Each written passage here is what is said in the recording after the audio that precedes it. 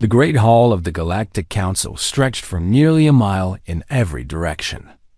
Its ceiling rose so high that clouds sometimes formed beneath the transparent dome, and the walls were lined with the flags and symbols of over 200 spacefaring species.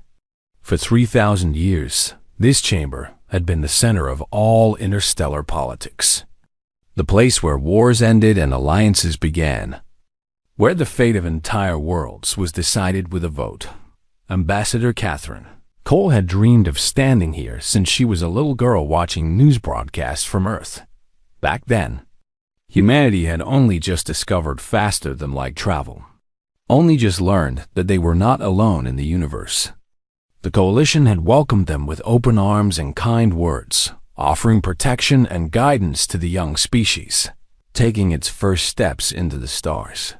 That was 300 years ago. Catherine had learned since then that those kind words had hidden sharp teeth. She walked down the central aisle toward the speaking platform, her footsteps echoing in the vast space. Behind her came Admiral Henry Shaw, a man whose silver hair and weathered face told the story of 4 decades spent defending Earth's interests in a galaxy that cared nothing for them. He had buried too many soldiers in nameless graves on distant worlds, fighting wars that benefited only the Coalition's core members. The delegates watched them approach with expressions ranging from boredom to mild curiosity. The Valkyries sat in their crystal thrones, their 4 eyes tracking every movement with predatory attention.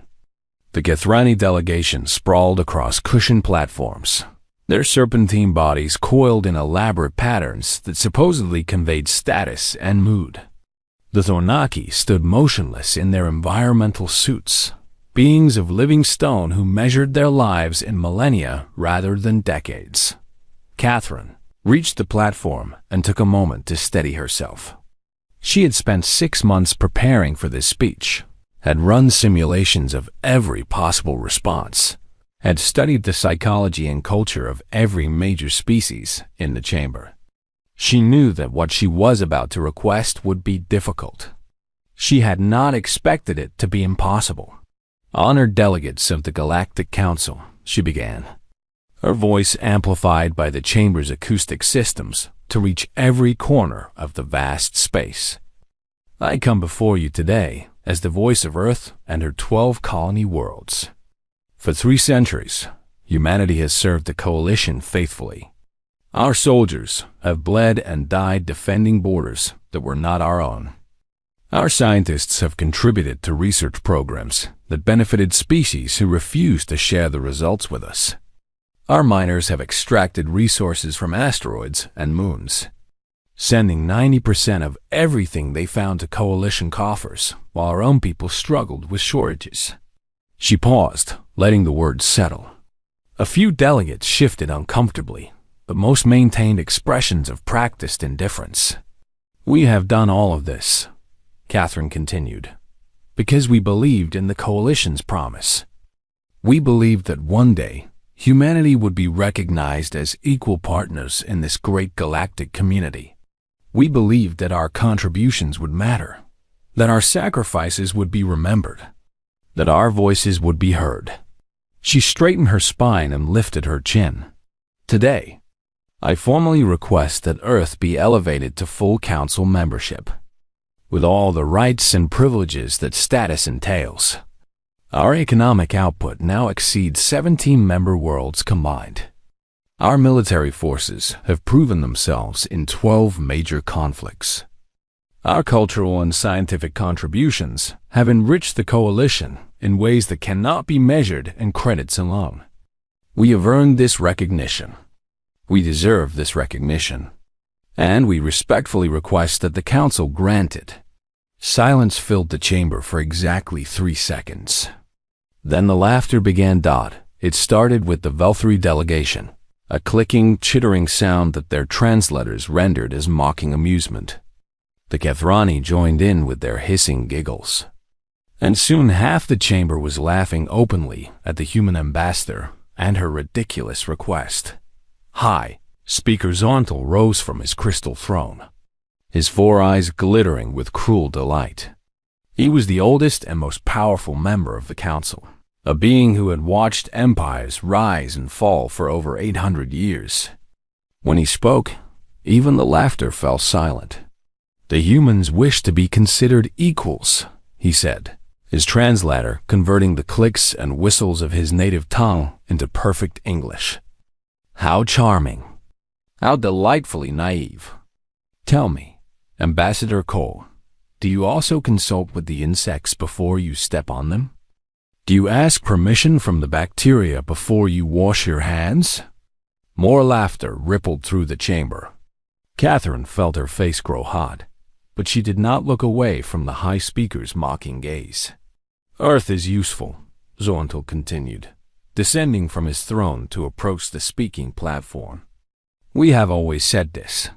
Your species breeds quickly and dies quickly, which makes you excellent soldiers for conflicts we would rather not waste our own people on.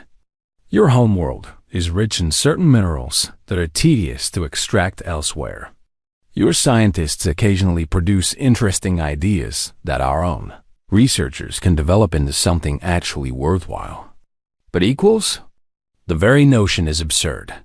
The Kethrani delegate, a female whose scales shimmered with iridescent patterns, slithered forward to add her voice.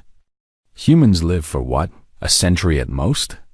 Many of us in this chamber remember the day your species first stumbled into the stars, frightened and confused, begging for protection from dangers you could not comprehend. That was barely 300 years ago. The Thonaki delegate in the corner was already ancient when your ancestors were still living in caves and hitting each other with rocks." She turned to address the full chamber, her voice dripping with contempt. "What wisdom can such mayflies offer us?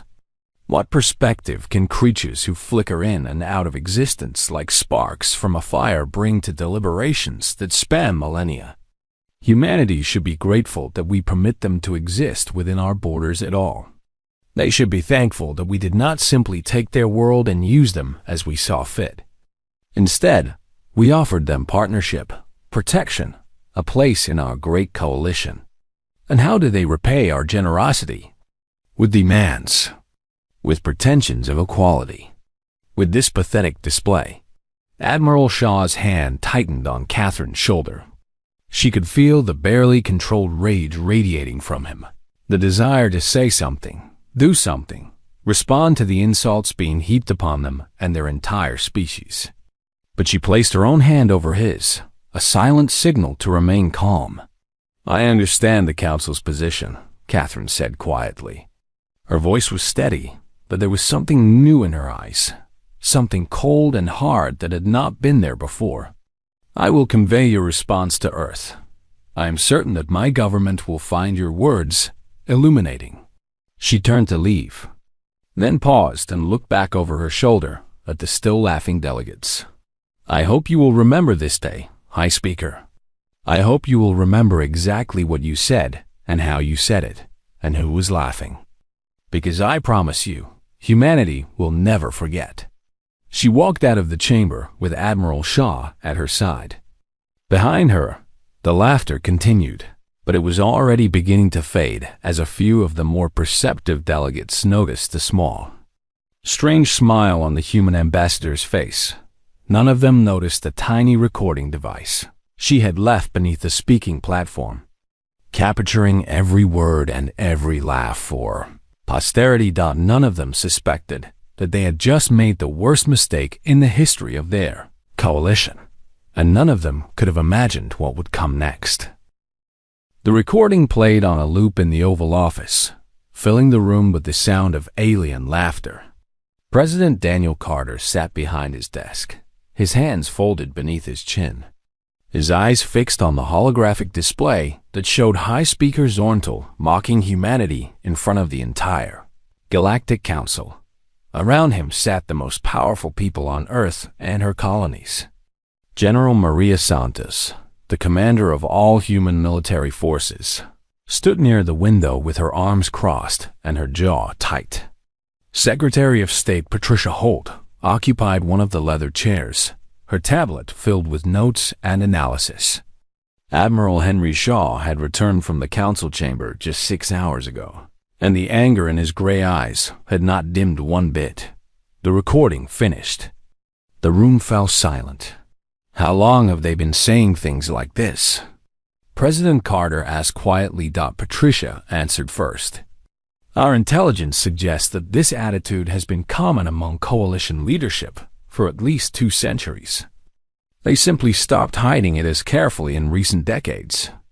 They believe we have no choice but to accept whatever treatment they give us. And do we have a choice?"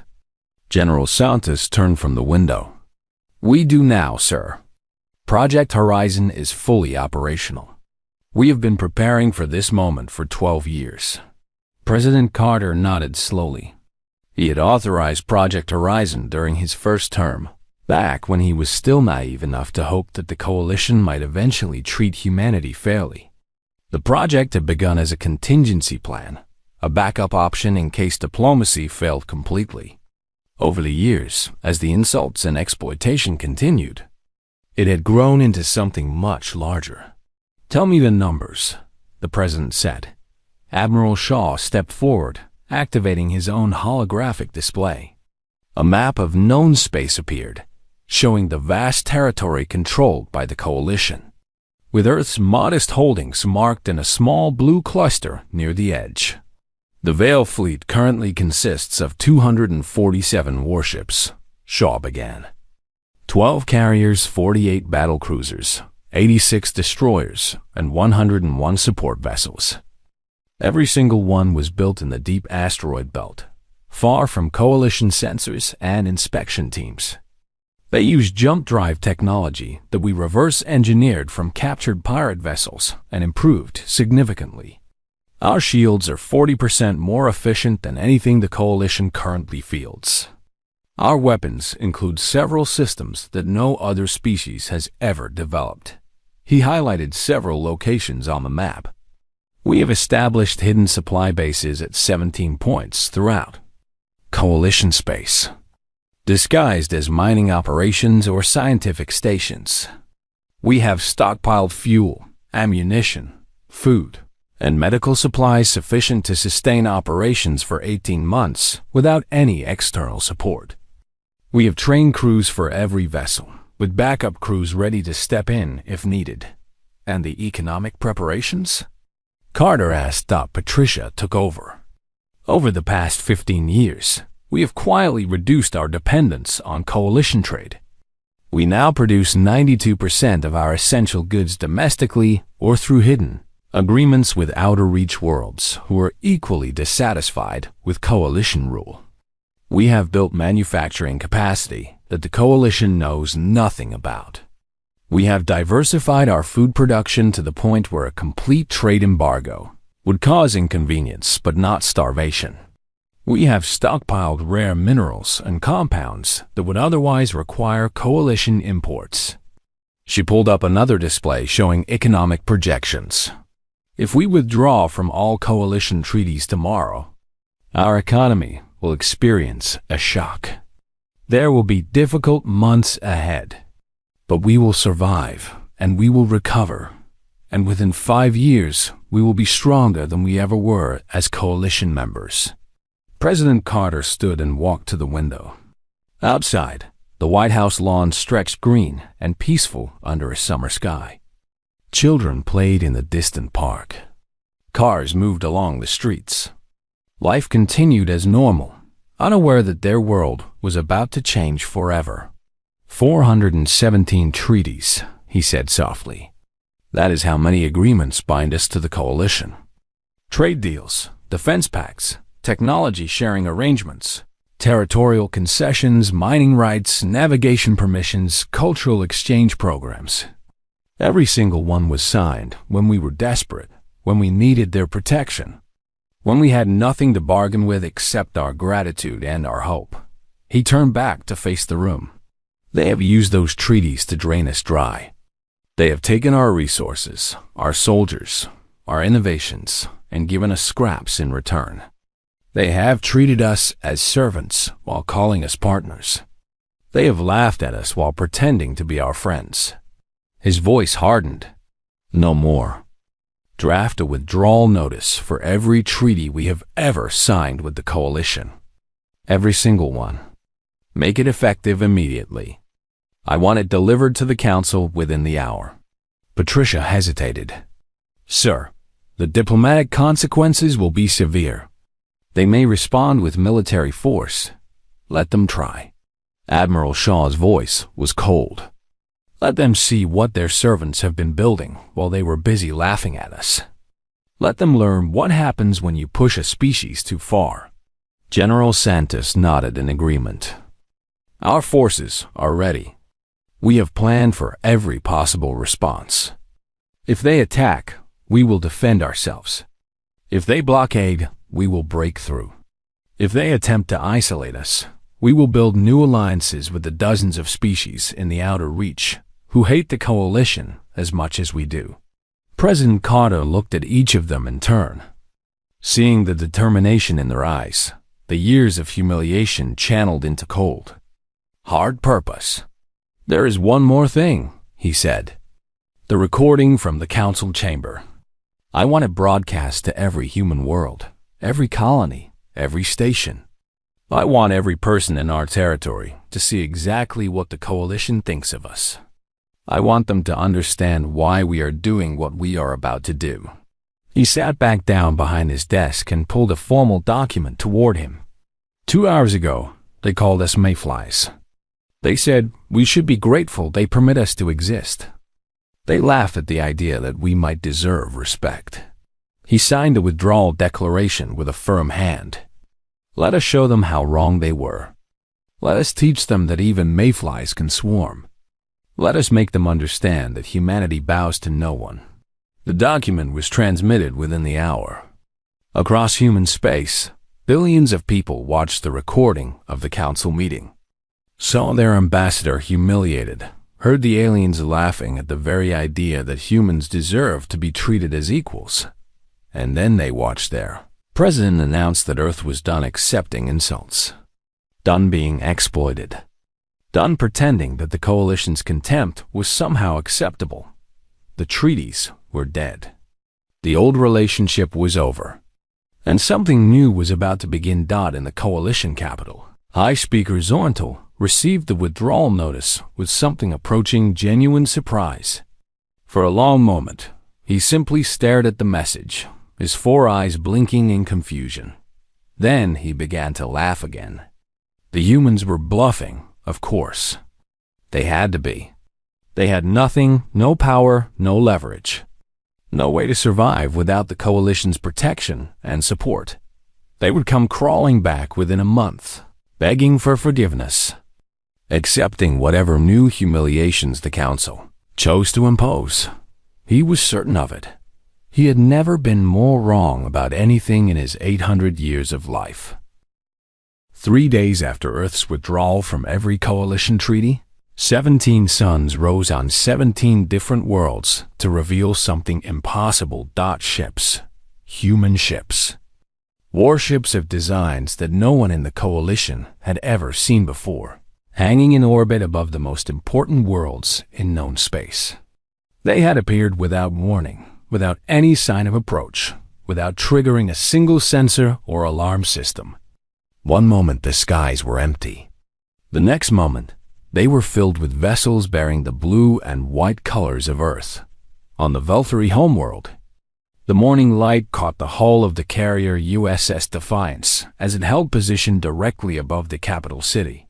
The massive vessel stretched nearly 2 miles from bow to stern, bristling with weapons ports and fighter launch bays, surrounded by a screen of destroyers and support ships. Admiral Henry Shaw stood on the bridge, watching the planet below with the same calm patience he had learned in 4 decades of service. "Open a channel to High Speaker Zorntal," he ordered. "Let us have a conversation." The communication officers worked quickly, and within moments, the High Speaker's face appeared on the main view screen. For the first time in anyone's memory, Zorntal looked genuinely afraid. His 4 eyes were wide, his crystalline skin had paled to a sickly gray, and his voice cracked when he spoke. "This is impossible," he whispered. "You cannot be here. Humans do not have jump drive capability. The treaties forbade us from sharing that technology with you.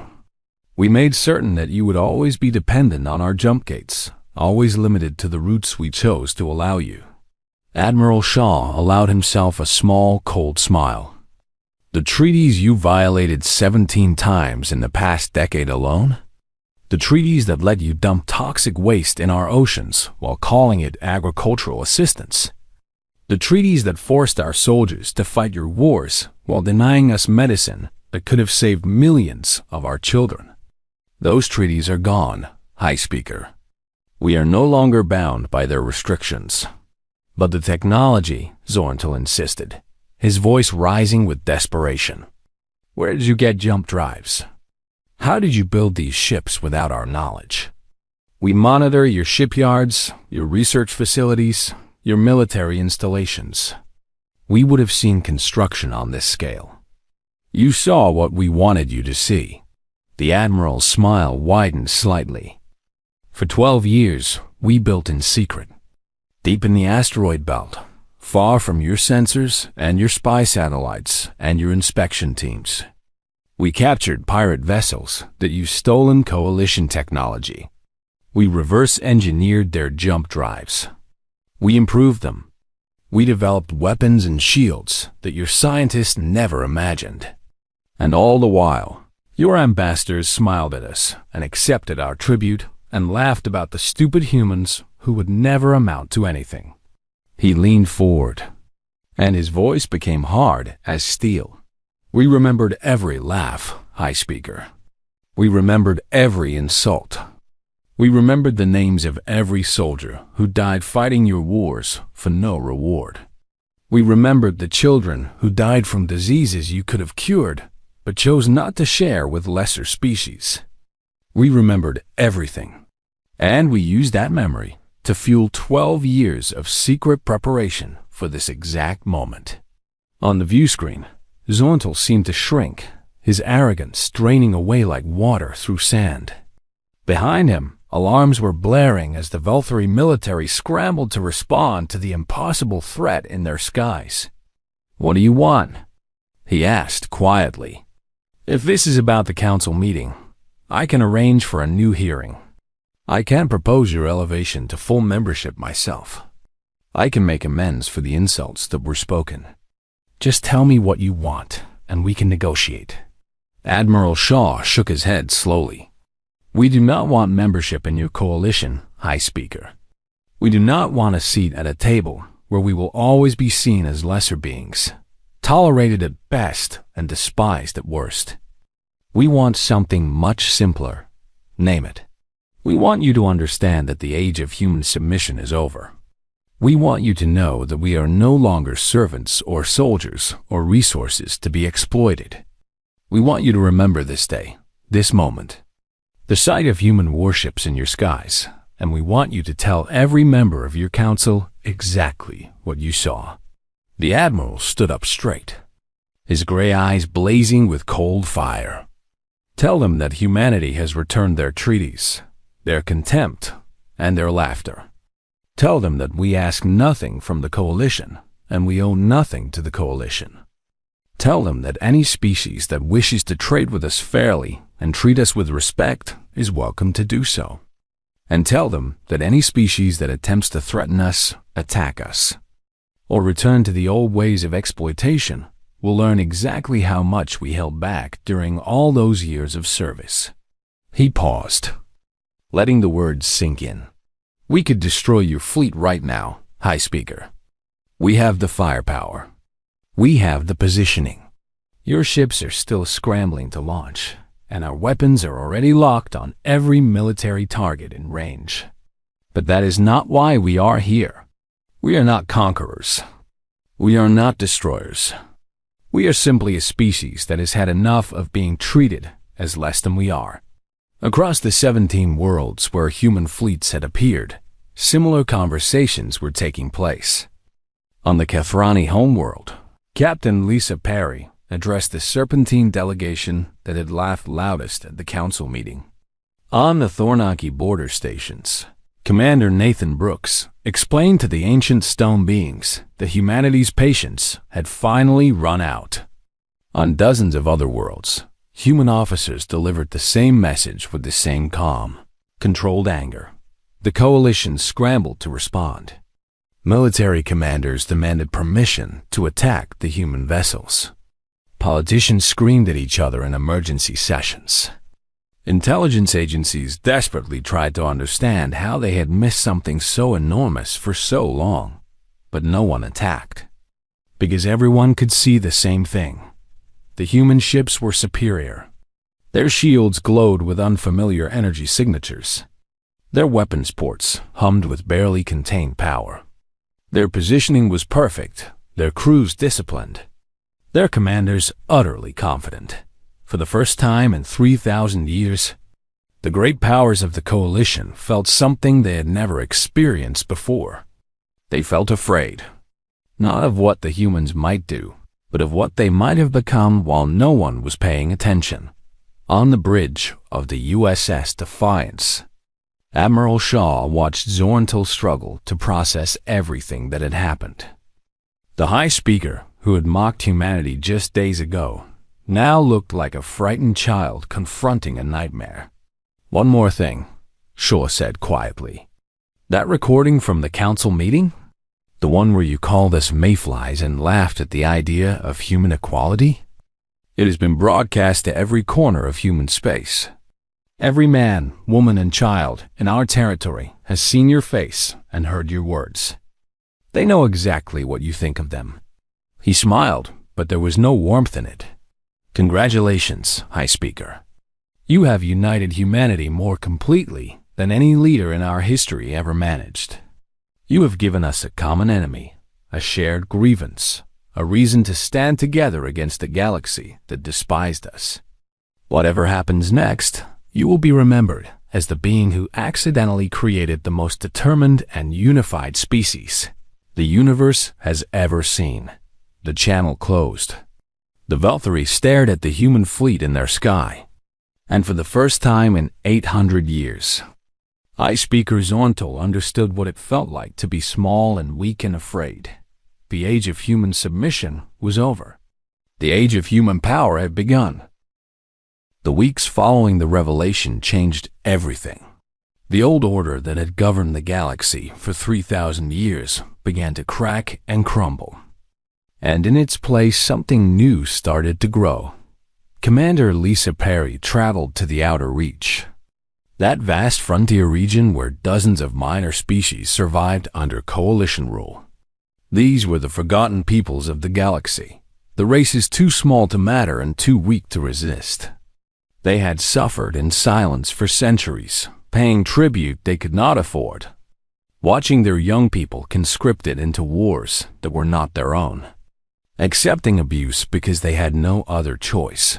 Lisa met with their leaders in secret, on a small station orbiting a dying star that the coalition had long since abandoned. The representatives of 18 different species gathered in a cramped conference room, their faces showing a mixture of hope and suspicion that she had seen many times before. "Earth is not asking for tribute," she told them. "We are not demanding soldiers or resources or territory. We are offering something different. We are offering partnership." The Drenari ambassador, a small being with gray skin and enormous dark eyes, leaned forward in his chair. His people had been under coalition rule for over 400 years, reduced from a proud civilization to a source of cheap labor for Valkyrie mining operations. "The coalition made similar promises when they first arrived in our space," he said, his voice bitter with old pain. "They spoke of protection and cooperation and mutual benefit.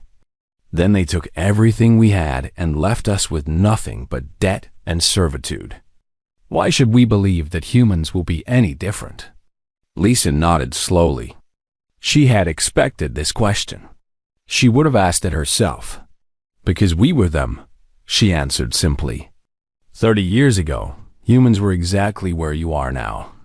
Exploited, dismissed, laughed at when we dared to ask for basic respect. We know what it feels like to be treated as lesser beings. We know the anger and the humiliation and the desperate hope that someday things might change.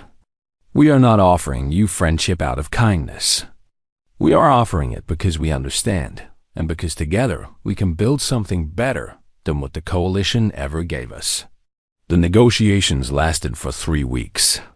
There were arguments, doubts, and moments when everything nearly fell apart. But slowly, carefully, trust began to form. The outer reach species saw that the humans meant what they said. They saw trade agreements that did not demand 90% of everything produced. They saw military alliances that did not require surrendering their young people to die in foreign wars. They saw respect, genuine respect, from a species that had no reason to lie. One by one, they signed new treaties with Earth. The Drenari were first, their ambassador weeping openly as he added his mark to a document that promised his people would never again be treated as slaves. The Kordath followed, then the Silurians, then the Wendari. Within a month, the Earth Alliance had grown from a single species to a coalition of 19. With more considering membership every day, the Galactic Coalition watched this development with growing alarm. High Speaker Zontal demanded military action, but the admirals who might have carried out such orders hesitated. They had seen the human fleet. They had analyzed the weapons and shields on those vessels. They knew that any attack would be costly beyond measure, and they were no longer certain they would win. Still, some in the coalition believed that a show of force might intimidate the humans into backing down. The 4th Velthari Fleet, 87 warships under the command of Admiral Krestal, was dispatched to intercept a human convoy near Crassia Station. The convoy carried medical supplies and food for a Drenari colony that had recently joined the Earth Alliance. It was protected by a single human destroyer, the USS Resilience. Under the command of Captain Nathan Brooks, the Velthari fleet dropped out of hyperspace in perfect formation, their weapons already powered and their shields raised. They outnumbered the human vessel by 87 to 1. Admiral Krestal opened the communication channel with complete confidence. "Human vessel, you are in violation of coalition territorial boundaries. You will surrender your cargo and submit to inspection, or you will be destroyed. You have 30 seconds to comply." Captain Brooks studied the Velthari formation on his tactical display. His crew waited at their stations, calm and ready, trained for exactly this situation. "Velthari fleet," he responded. "These are no longer coalition territorial boundaries. The Drenari have withdrawn from your organization and joined the Earth Alliance. This cargo is bound for their colony, and it will reach its destination. You will stand down and allow us to pass, or you will face the consequences of your aggression." Admiral Krestal laughed, a clicking sound that his translator rendered with perfect contempt. "One ship against 87? Your arrogance is amusing, human. Perhaps we should simply disable you and tow your vessel back to the homeworld as a trophy. Fire on my command." The Velthari weapons spoke first, beams of coherent energy lancing across space toward the small human destroyer.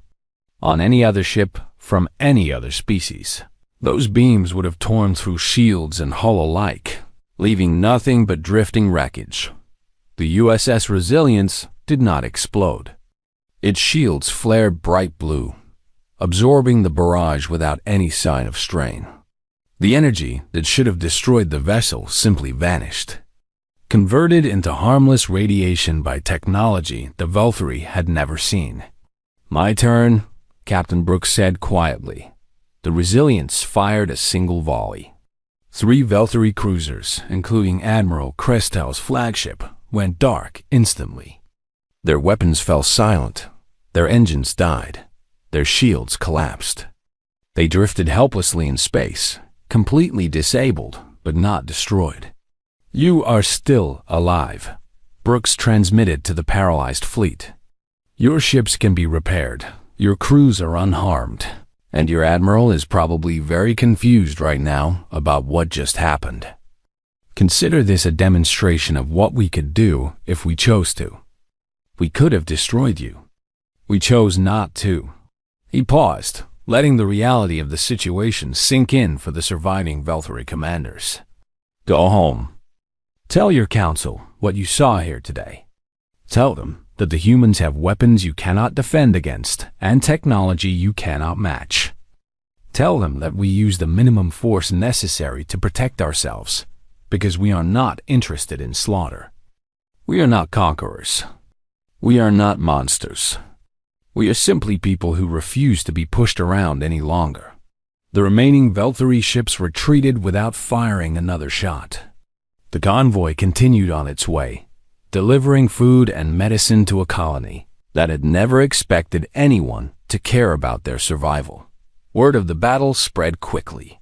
The story grew with each telling, but the core facts remained unchanged. One human ship had disabled 3 coalition warships and driven off an entire fleet without destroying a single vessel or killing a single enemy. It was not just a military victory. It was a message. The humans were powerful enough to win, and civilized enough to show mercy. Across the outer reach, species that had been considering alliance with Earth made their decisions. If the humans could protect the Drenari against the Velthari Fourth Fleet, they could protect anyone. Within weeks, the Earth Alliance had grown to 23 member species, with several more in negotiations. The coalition was shrinking. The old order was dying. And at the center of it all, humanity was building something new. Something based on fairness and respect, rather than exploitation and contempt. In her office on Earth, Ambassador Catherine Cole reviewed the latest diplomatic reports with something approaching satisfaction. 3 months ago, she had walked out of the council chamber in humiliation. Now she was helping to reshape the galaxy. "It is not revenge," she said quietly to Admiral Shaw, who had stopped by to deliver a military briefing. "At least, I hope it is not revenge. I hope we are better than that." The Admiral nodded slowly. "We are building what they should have built 3,000 years ago. A community of equals, cooperating for mutual benefit instead of exploiting each other for profit. If that happens to hurt the coalition, well, that is simply a consequence of doing the right thing." Catherine smiled, but her eyes remained serious. "We have won the first battles, but the war is not over yet. The coalition will not accept their decline quietly. Sooner or later, they will try something desperate." "Let them try," Shaw replied. "We will be ready." Outside the window, the sun was setting over a world that had changed forever. And somewhere in the depths of space, the fleets of the Earth Alliance stood watch, protecting a future that no one had thought possible just a few months before. 1 year had passed since the day Catherine Cole walked out of the Galactic Council chamber with the sound of alien laughter echoing behind her. 1 year of change, of conflict, of a galaxy reshaping itself around a species that everyone had dismissed as insignificant. Now she returned to that same chamber. But everything was different. The vast hall still stretched for nearly a mile in every direction. The flags and symbols of 200 spacefaring species still lined the walls. But the atmosphere had changed completely. The arrogance was gone, replaced by something that looked very much like fear. The casual contempt that had once filled every interaction with human diplomats had vanished, replaced by careful respect and nervous attention. Catherine walked down the central aisle with her head held high. Behind her came Admiral Henry Shaw, General Maria Santos, and a delegation of representatives from the 23 species that now comprised the Earth Alliance. They moved with quiet confidence, knowing that the power balance had shifted permanently in their favor. High Speaker Zorntal watched them approach from his crystal throne. He looked older than he had a year ago, worn down by months of crisis and decline. The coalition had lost nearly a quarter of its territory to the new alliance. Trade revenues had collapsed as species chose to do business with Earth instead. Military commanders whispered about defecting. The great order that had ruled the galaxy for 3,000 years was crumbling, and everyone knew it. Catherine reached the speaking platform and took a moment to look around the chamber. She saw the faces of beings who had laughed at her, mocked her, called her species mayflies and insects and livestock. She saw the Kithrani delegate who had suggested that humans should be grateful to exist at all. She saw the Thonaki representative who had remained silent during the insults, doing nothing to defend the young species that had served them faithfully for 3 centuries. She saw fear in their eyes, uncertainty, the desperate hope that maybe, somehow, the humans had come to negotiate rather than to destroy. "I am not here to gloat," Catherine began, her voice carrying to every corner of the vast space. "Humanity does not need the Council's approval anymore. We have proven that. Our fleet controls the approaches to 30 star systems. Our alliance includes species that were once your most loyal subjects. Our economy is thriving while yours declines. We have nothing to gain from being here, and nothing to lose by walking away." She paused, letting the words settle into the uncomfortable silence. "But we are here anyway, because we believe in something that you seem to have forgotten. We believe in cooperation. We believe in mutual respect. We believe that the galaxy does not have to be ruled by exploitation and contempt." She activated a holographic display, showing a map of known space. The Coalition territory was marked in red, the Earth Alliance in blue. A year ago, the blue had been a tiny spot near the edge of the map. Now it formed a substantial presence, stretching across what had once been the outer reach. "You see this as a threat," Catherine continued. "You see 23 species united against you, and you wonder if we have come to demand your surrender. You calculate military options and economic pressures and diplomatic maneuvers, trying to find some way to restore the old order that served you so well for so long."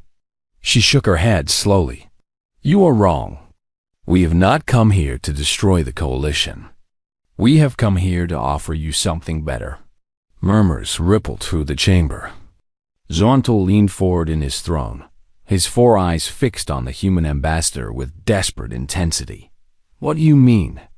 he asked, his voice uncertain for the first time in anyone's memory. Catherine smiled, but there was no triumph in it. Only a quiet, patient hope. "You mocked us for dying in a century. You called us mayflies, creatures too brief to matter, too fleeting to contribute anything of value. But our short lifespan taught us something that you, with your centuries and millennia of existence, seem to have forgotten." She stepped closer to the high speaker, speaking directly to him now. "We learned urgency. We learned that every moment matters, because we do not have infinite time to waste on cruelty and petty dominance games. We learned that we must build something better for those who come after us, because we will not live to see the full results of our labor ourselves. We learned to think not in terms of what benefits us now, but in terms of what kind of galaxy we want to leave behind." She turned back to address the full chamber.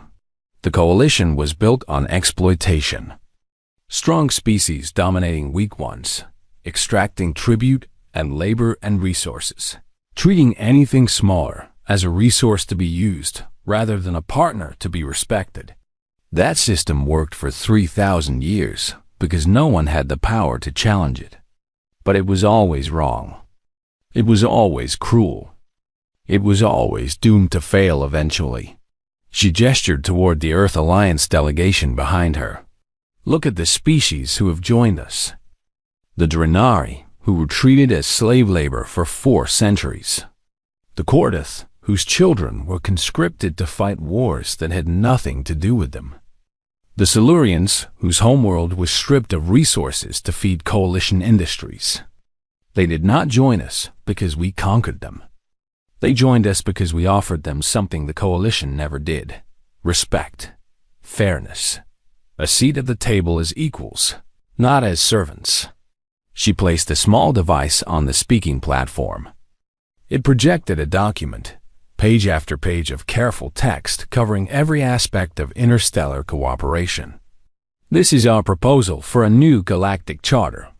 Not a treaty between the Coalition and the Earth Alliance, but a framework for a new galactic order entirely.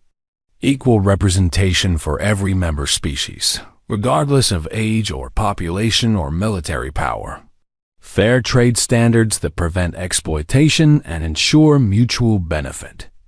Protected rights for all beings, enforced by a collective security arrangement that no single species can dominate. The chamber was completely silent now. Even the Thornaki, who usually seemed beyond surprise, had turned their attention fully to the human ambassador. "You can reject this proposal," Catherine said quietly. "You can cling to the old ways, try to rebuild the Coalition as it was. Continue the patterns of exploitation that have defined your civilization for millennia. But I think you know deep down that it will not work. The galaxy has changed. Species that once accepted your dominance have seen that another way is possible. They will not go back to being servants, no matter how much force you apply." She met Zorntalis' eyes directly. "Or you can join us in building something new. Something that does not require conquest or exploitation. Something that recognizes the worth of every species, regardless of how long they live or how recently they reached the stars. Something better." The High Speaker was silent for a long moment. His four eyes studied the human ambassador, searching for deception, for hidden threats, for the trap that surely must be waiting.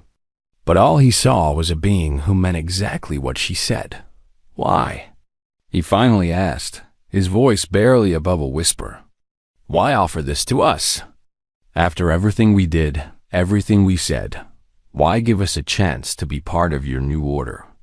Catherine smiled, and this time there was warmth in it. "Because that is what we wish you had done for us 300 years ago. Because we believe that even beings who have made terrible mistakes deserve the chance to change.